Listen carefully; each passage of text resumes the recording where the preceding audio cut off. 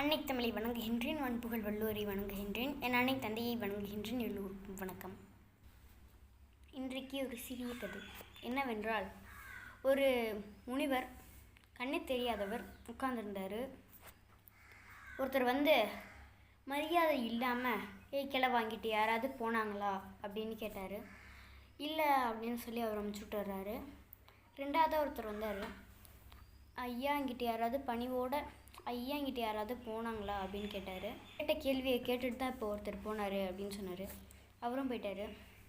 அடுத்து ராஜா வர்றாரு. அந்த முனிவருக்கு ராஜா தான் வராருன்னு அவருக்கு தெரில. அவர் கேட்டார், ரொம்ப பணிவா, ஐயா இங்கிட்ட யாராவது போனாங்களா அப்படின்னு கேட்டார்.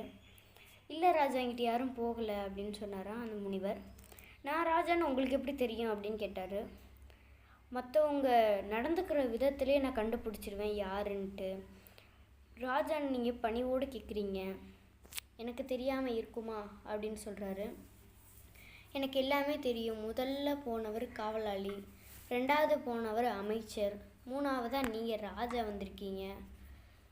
இப்போ தான் அங்கே 2 பேர் இந்த கேள்வியை கேட்டுட்டு தான் போனாங்க அப்படின்னு சொல்லி அவர் அமுச்சு விட்டுறாரு. இந்த கதையிலேருந்து என்ன தெரியுதுன்னா, ஒருத்தர் குணத்தை வைத்து யாரென்று கண்டுபிடித்து விடலாம். நன்றி, வணக்கம்.